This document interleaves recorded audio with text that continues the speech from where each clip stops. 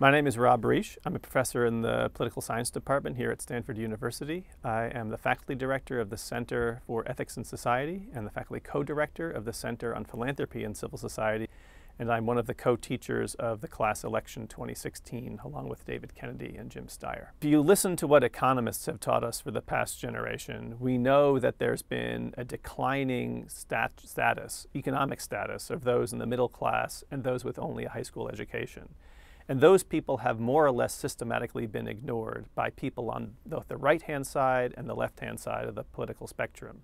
And what that means is that we have been inattentive to the economic fate of people that are not part of our leadership class. And so what I view as having happened is that there's been a 30 or 40-year consensus amongst the party establishment and amongst the general leadership class that the economic fortunes of people who have been left behind in this new globalized economy now finally need to be attended to.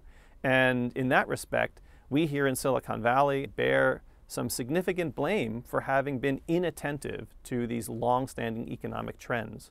Part of the consequence of economic inequality and its growth over the course of the past 20 or 30 years has been to generate less and less trust in government, so that even people who are educated enough to have a secure foothold in the middle class and whose economic fortunes haven't declined, nevertheless see dysfunction in Washington, D.C. and worry that government is not working anymore. Democratic institutions seem much less effective.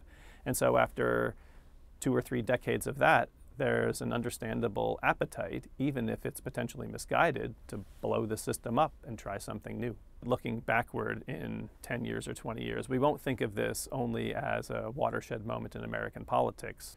So this is a global phenomenon of the widening inequality, hollowing out the middle class and the prospects of those who don't have a college education, and then those people reacting against a long-standing establishment worldview that free trade and inattention to those who are on the margins of society needs to be changed.